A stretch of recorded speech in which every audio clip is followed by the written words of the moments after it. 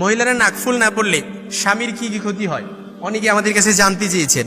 কারণ নাকে ফুটো গোড়া আর কানে ছিদ্র গোড়া এটা হচ্ছে মহিলাদের এখানে অলংকার পরার একটা জায়গা এবং সৌন্দর্যের একটা নেয়ামত। মহিলারা যত সাজুগুজু করবে তাদেরকে তত ভালো লাগবে। কিন্তু অনেকেই তো অনেক মেয়েরা আছে ইদানিং নাকে ফুটো করতে চায় না, কানেও তারা ছিদ্র করতে চায় না, কারণ স্বাস্থ্যসম্মত উপায়ে অনেকেই এগুলো ওইভাবে করা যায় না, তো এই জন্য অনেকে ব্যথা অনুভব করে, এই জন্য অনেকে করতে চায় না। কিন্তু ইসলাম এটাকে কি বলে, যদি নাকফুল না পড়ে কানে ছিদ্র না করে স্বামীর কোনো ক্ষতি হয় কিনা। আপনি যদি দেখেন, আমি যদি আপনাকে বলি আপনার ফরজ গোসল হয়েছে, এখন ফরজ গোসলের সময় মহিলারা যদি নাকে পানি না পৌঁছে, যেখানে নাক ফুটো করলো এখানে যদি পানি না পৌঁছে, কানের ছিদ্র যদি পানি না পৌঁছে, তাহলে তার ফরজ গোসল তো আদায় হবে না। তার নামাজ ওই আদায় না হলে সে তো অপবিত্র থেকেই যাবে, তখন তার তো নামাজ কোনো কিছু কবুল হবে না।